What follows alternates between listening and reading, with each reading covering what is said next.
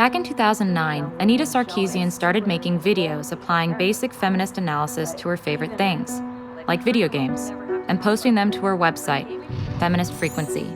Sometimes Black female characters are exotified entirely through clothing that simultaneously sexualizes them while also evoking racist stereotypes.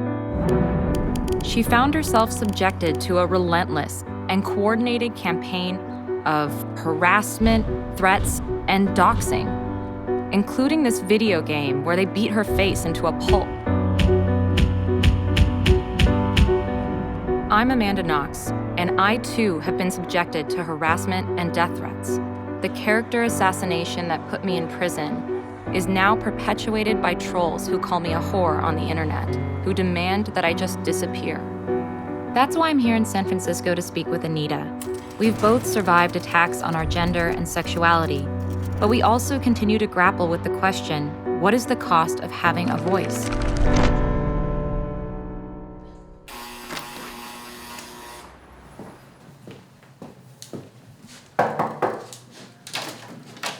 Anita? Hey! Hi! It's so nice to meet you. Nice to meet you. Come on in. Thank you.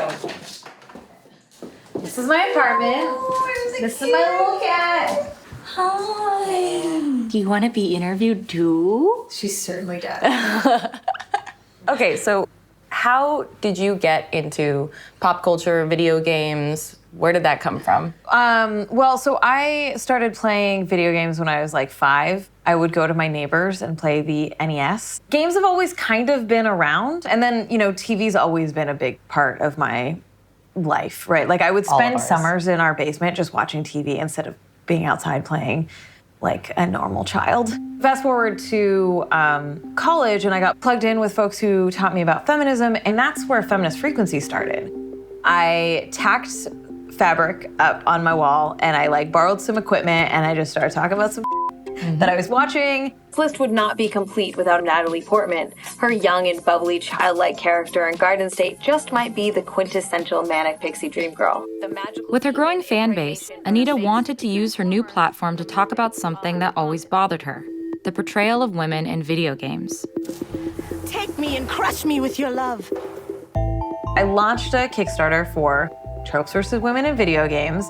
I asked for $6,000 to make 5 episodes. I was about to hit publish on the campaign. I was like, I don't think we can raise $6,000. We should drop it to $4,000 just in case. It was funded within 24 hours. I was elated and shocked. 2 weeks in, the harassment hit. And instantaneously, everything changed in that moment. YouTube comments were flooded with misogynist and racist slurs. It hit all of my social media, hacking into all of my accounts. They would try to flag my videos as porn or terrorism to try to get them taken down. My face was superimposed onto pornographic images. So everything I say, nothing is unique to me. Some of the most horrifying pornographic images were of me and my family, and also child porn stuff that came up that was just lots of death threats, lots of rape threats. I got several bomb and shooting threats at a lot of events that I spoke at. There is a textbook way that harassers go through this process.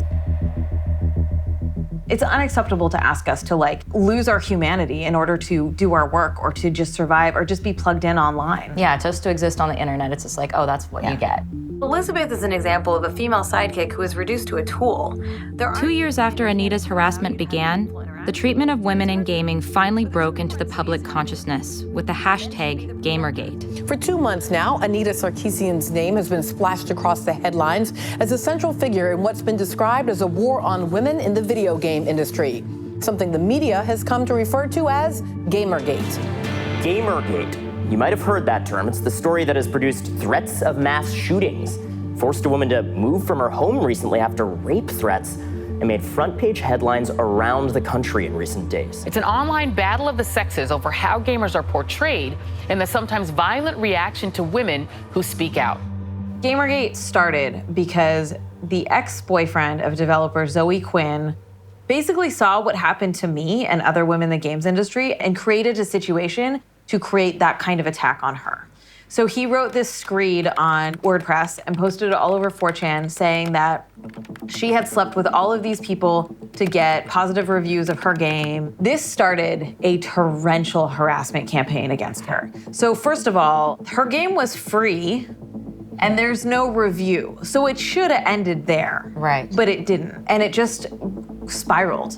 And you know what? The games industry didn't do about it. They did not speak up. They did not speak out against this. They didn't say harassment against women is bad. For me, the harassment, which was already really bad, and I had already been getting bomb threats at events, it just tripled and quadrupled.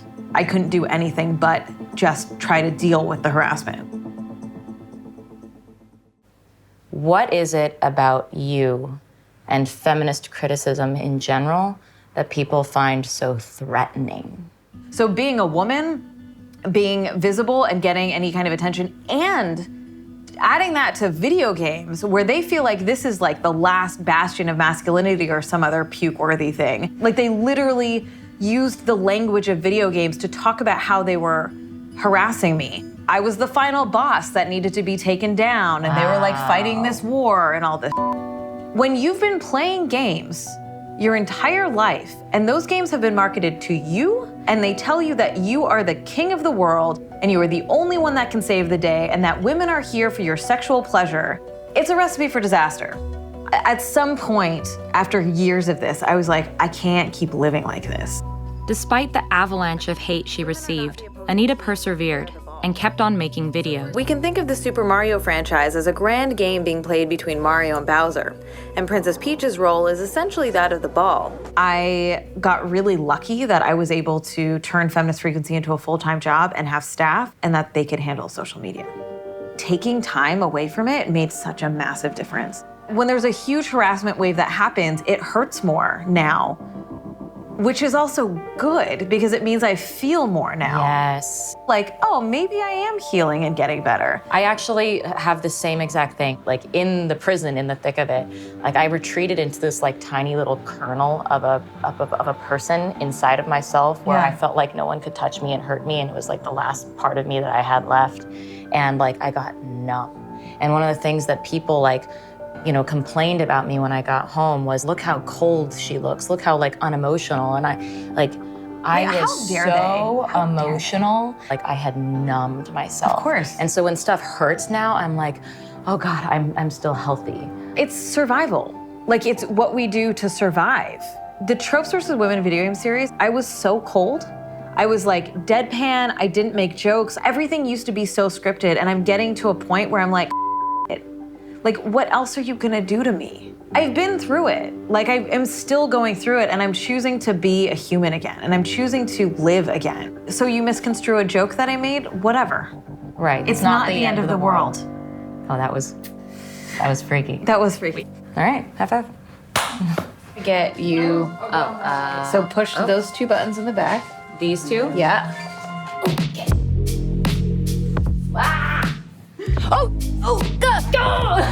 Did I hit you with the great joke? did. Yes! At any point, Anita could have decided it's not worth it anymore. It's not worth the threats. It's not worth the trouble I have to go to protect myself. It's not worth fighting. I want a world where someone doesn't have to take the punches. But in the meantime, she has just volunteered herself.